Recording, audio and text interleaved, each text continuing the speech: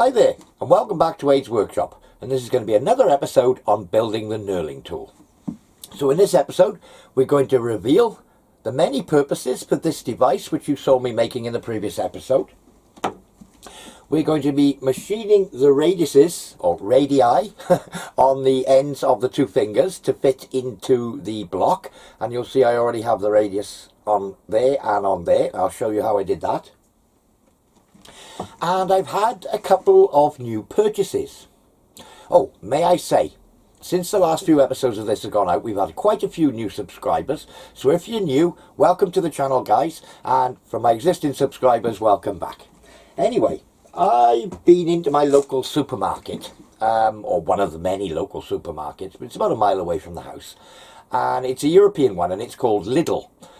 You guys over the pond, you probably won't have heard of it, but I'm sure most of the people in the sort of European community will have heard of Lidl. Anyway, this supermarket, I think they aim it at men, because right down the centre aisle of the supermarket is normally various tools and bits and bobs for sale. And you never know what you're going to see in there. I mean, some days it could be gardening tools, other days it can be routers and carpentry tools. You never know what you're going to find. Some days it's like electrical stuff. It's just one of those places, if you go in there once every couple of weeks and just have a nose, you never know what you're going to see. Anyway, I found something very interesting, and I'll share that with you. So these are what I found. A digital caliper. Yeah, we don't know about the quality. I'll do a little look through these in a moment, but a digital caliper and a digital angle finder. Now, I've got a couple of sort of knockabout digital calipers. I've got a very good Mitutoyo one, which I look after, and then I've got one which is workshop use, which I abuse slightly. But it was a Sealy one, it was about 30 quid, something like that. Maybe less than that, maybe 25 quid. And it's all right, it does the job, the Sealy one. But I'm not, overly worried should it get worn out and broken. I can replace it without spending Mitutoyo money, so to speak. Anyway, this one, £9.99. So I'm not expecting marvellous out of it. And what I did find, which I haven't got, and I haven't seen, well, I have seen them, but I haven't got one, is a digital angle finder. Sorry. So we'll get these out of the boxes and we'll have a look. Impressions. This is my Mitutoyo, and this is the Power Fix one. And the Mitutoyo box is a very good quality box. I mean, this is 20 years, it's been opened and closed how many times, I don't know. But the box, the hinges, everything's good, calipers are inside. That's where they live, nice and safe. So first impressions, not a bad box. Let me show you the box that comes with my Sealy ones, or attempt to. And I think I'll have to reshoot this. No, I've got it. Right, this is the box that comes with the Sealy ones, and there's the Sealy calipers. Now actually the Sealy calipers, not all that bad actually. I'm quite sort of pleased with those. I mean, I use them all the time, they don't let me down. A bit of moisture and water and whatever, it doesn't bother them. But anyway, that's the sort of, yeah, low quality plastic box. This doesn't look bad as boxes go. It's a moulded case. Anyway, and there's the offending article inside. So it does come with a battery. It's a Maxell lithium battery, so yeah, okay. Battery ends 1222, so there's a couple of years on it. My first impressions, it's very lightweight. It is steel. It is ground.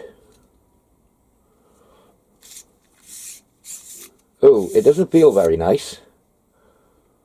I don't know if I can pick this up. You see the gap between those tips, before we even start.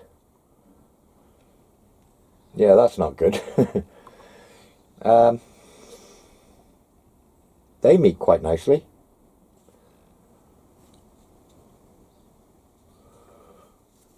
Not much of a defined, in fact I can see there's a dint on the end of that one before we even start.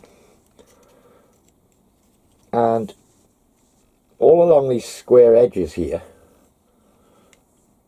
you can see the grinding on the top of here is rough. Can I pick it up? Yeah. And all these corners have all got sort of various sharp edges and little dinks, so I'm going to have to do a bit of remedial work with an oil stone. That's flush on the end when it's shut. That's flush on the end when it's shut. And it does say Germany. Maybe a German importer, but if these are made in Germany, I'll eat my hat, because there's no way that something of this lower quality came out of Germany. Absolutely not. This is hot off the slow boat to China, one would imagine. But as a knockabout thing, for a tenner in the workshop, it'll do the job. I'll come back maybe in a week or so and let you know how I get on with it. So anyway, first impressions, it's rubbish. But what do you expect for a tenner? I think it's a bit of a kit form. We'll have to play with that. It did come with a huge instruction book in 100 languages. So the angle finder next. Let's have a look. Oh, if I could open the box, it'd be something. Ah, here we are. Oh, a very similar box again. In fact, it's got a picture of the angle finder on the front, so at least I can differentiate between the two boxes. Yeah, I mean the box, I think they spent more money on the box than they have on the on the tools inside, to be honest. Right, okay. Normal sort of idea here. It's quite wide. It's a bit larger than I had in mind, than I thought it would be. Yeah. Now these rolls feel a lot smoother. And the edges are a lot better as well. Oh, there's a few burrs thrown up by those holes. I would imagine if I did that a few times, I'm going to end up with scratches on the roll. So I'll be showing all these screw holes, the oil stone, all these screw holes here, the oil stone as well. Yeah, I mean, not the greatest grinding I've ever seen, but they are surface ground by the look of them. So yeah, I just thought for £9.99 might be very handy just for setting angles on the tool post, you know, rough angles and what have you. With maybe a bit more accuracy, we shall see, I shall try it out, a bit more accuracy than the, well, the foams come leaping out of the packaging before we go anywhere else. And again, oh, this one comes with a Mitsubishi battery. Same size though. Right, well, I just thought I'd share those for you, but for £9.99 each, I think what we'll do is we'll come back in a week or so and let you know the verdict on them. So I suppose I can't keep you in suspense any longer. Nobody's come up with the right answer. I shall reveal what this is for. So we'll do it now. So, the big reveal. Put one of my blocks in here. I've got a piece of high-speed steel with a point in the centre. I've offset by the 6.65, and I have the perfect means, just by applying a little bit of pressure, to scribe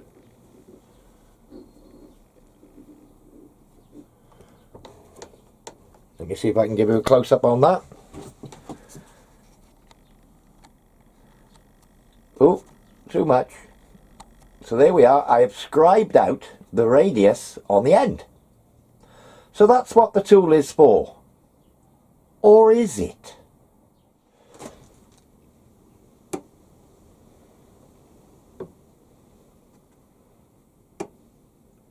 Stop here at 90 degrees. And a stop there in the vertical.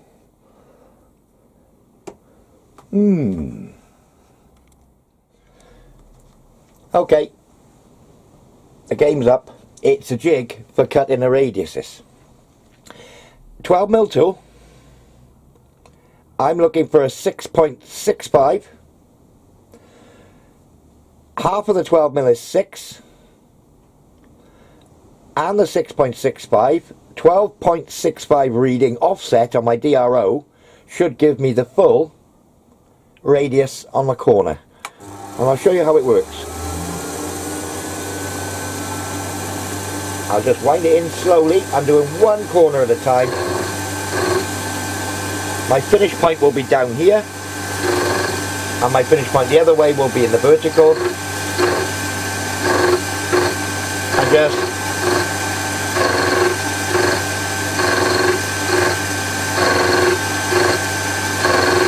you get the picture. And I'm watching my DRO.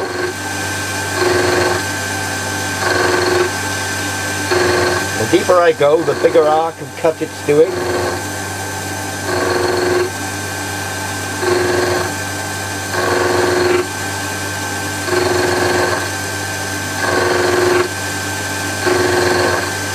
So I'm on 13.7 now.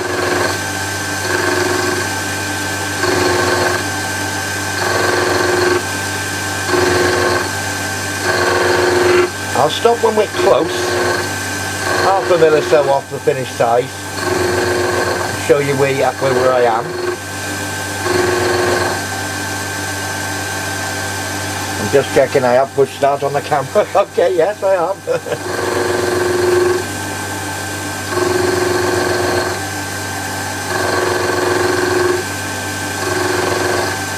Putting the cut on the downstroke as I'm pulling it down towards you, so I'm not climb milling. I'm going to stop when I get to 13, and I'm looking for 12.65 at the finish.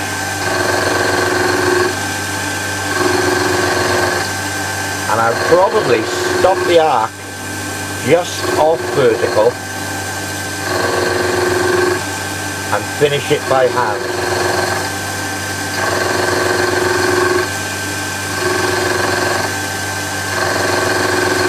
I would normally be a lot further into the cutter than this to stop the chatter, but I'm holding it this far out so you can see what I'm doing. But I will, when I'm doing the final ones, move a lot closer in towards the headstock.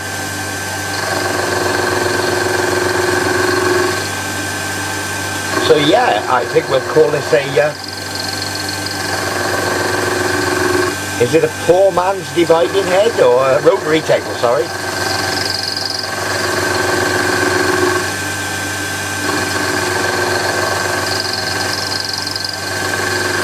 I'm not quite going to the end because I don't want to dig into it.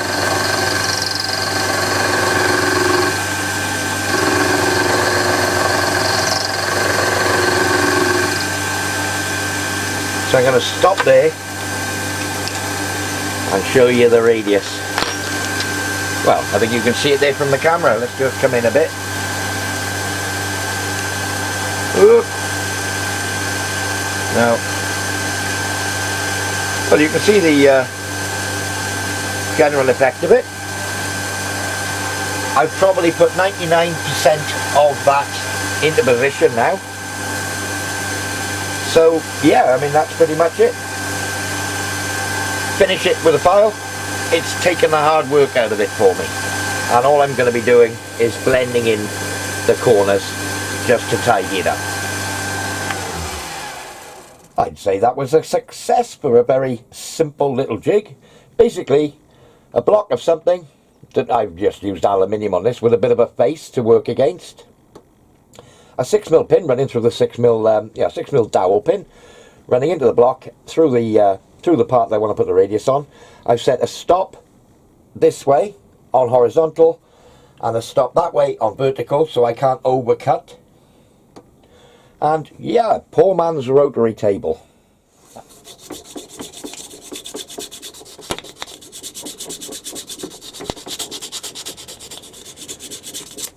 A 240 grit just to rough it out before I go down to something like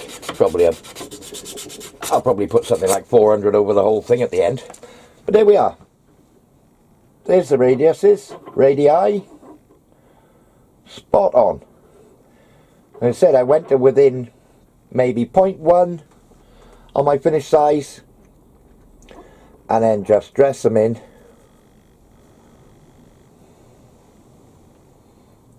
to finish them off with some wet and dry.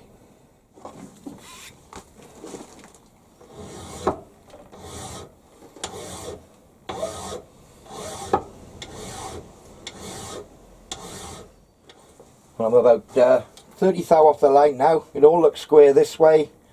Looks parallel to the line. I got a bit of French chalk on my file. It does help them,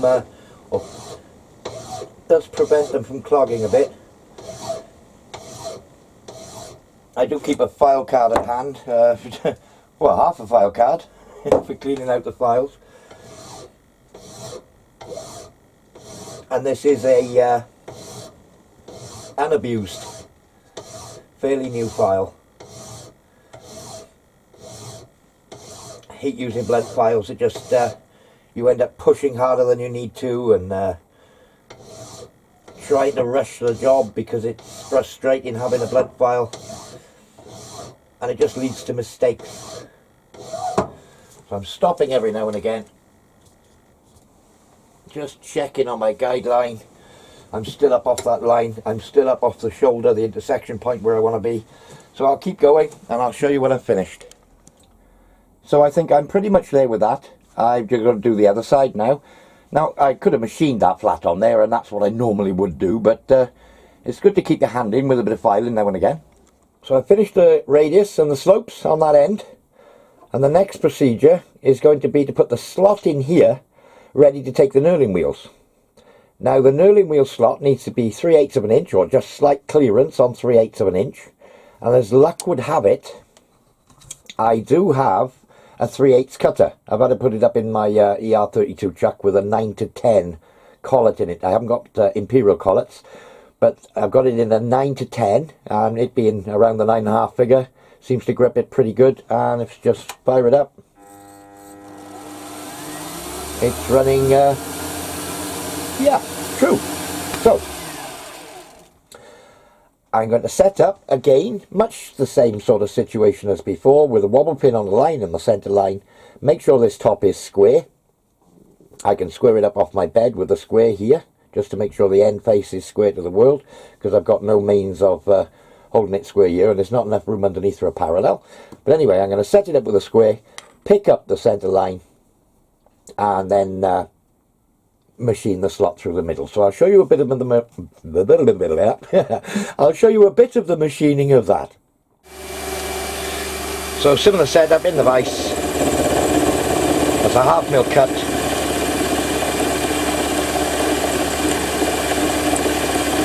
You won't believe how long it took me to find a 3/8 cutter looking through all the toolboxes I've got.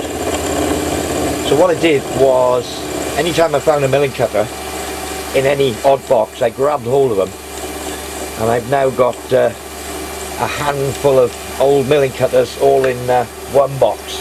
So I dare say there are more scattered around in various states of broken and worn and new,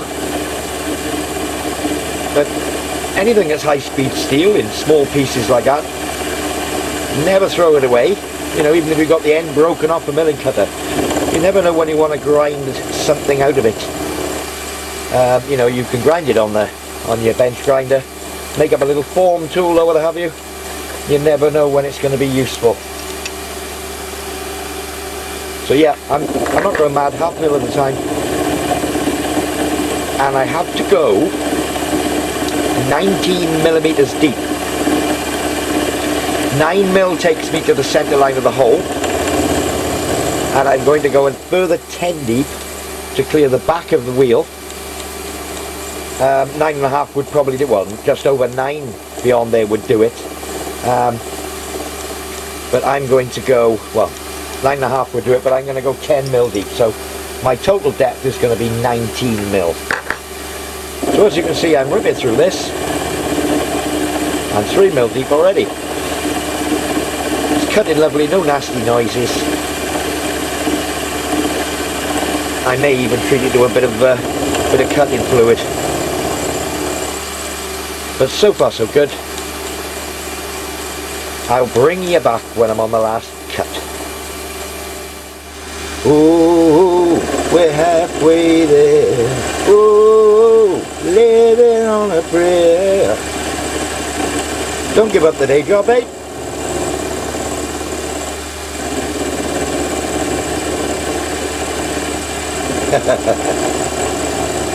We are halfway there though. And my final cut, 19mm steel.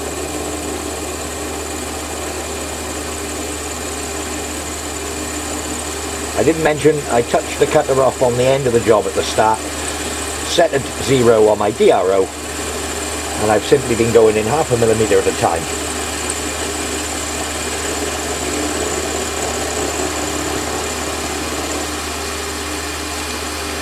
My aim with this project is to do the whole thing on the lathe.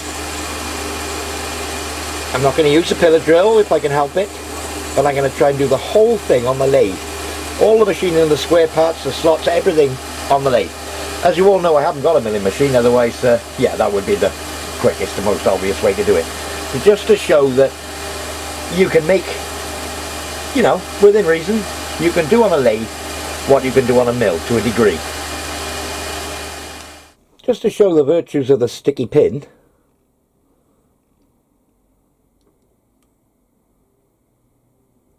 .17, 5.1. Yeah, not much out really, and I'm quite happy with that. So that's the slot in each block completed. So that's the one end and the slot. Now you'll notice I'm not fitting any of these parts together at the moment. I will leave the fitting as an end procedure, you know, as I'm polishing up, removing burrs, that sort of thing. I have removed all the burrs, all the sharp edges, and I do that every time I take a cut. But I'm not putting great big chamfers on or anything like that.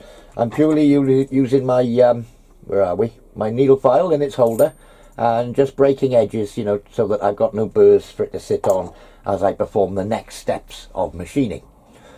So that's how they're going to sit top and bottom, and I've decided that I'm going to have the adjustment wheel on the underside, and that will allow more visibility without having to lean right over the top when I'm using it. So the hand wheel for clamping these two together in this way is going to be on the bottom. So I'm going to put a hole through here, and I think I'll make it something like 12 millimeters, something like that. A 12 mil hole.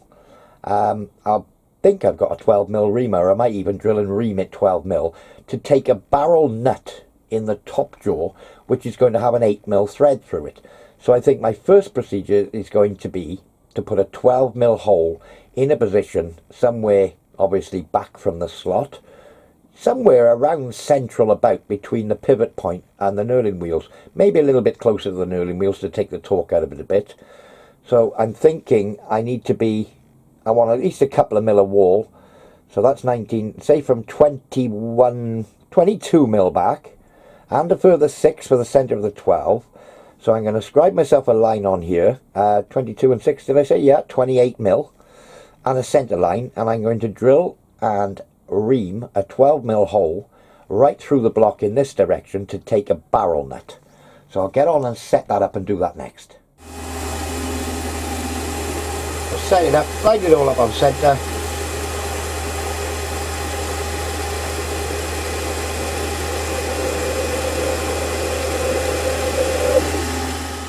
A parcel has arrived. Let's have a look. It's from Screws and More, Germany, Deutschland, DE, and, ooh, just checking there's nothing with my address on. No, we're fine. SAM, Germany, Screws and More, Deutschland. Rost free is stainless steel. Okay, so what I have here are the combination nuts, and these are the ones I've ordered that are going to go or be used for the chuck. And as you can see, that, I don't know whether you can see, let's put a little black line on. So when I bolt the chuck up on the headstock, if I put a black line there, it makes it a bit more visible. If I put a chuck up on the headstock, it has captive washers, and they're the M8 combination nuts, they're called. I bought a pack of 10 because I thought, well, I got various chucks, but yeah. So that pretty much answers the question of what I was looking for to go on the back of the headstock to hold the chucks on. Combination nuts, straight off eBay, and it was from SAM Screws and More, and they're Germany, but I found those on eBay. Happy days. Well, there we are. I think that's about an episode full. Parts getting more complicated every time we look at it, but no, step by step, it's no problem at all. And as you can see, I'm still making it up as I go along. But anyway, thanks for watching. Thanks for subscribing, guys. Thank you for all your comments, and we'll see you all soon. Cheers now.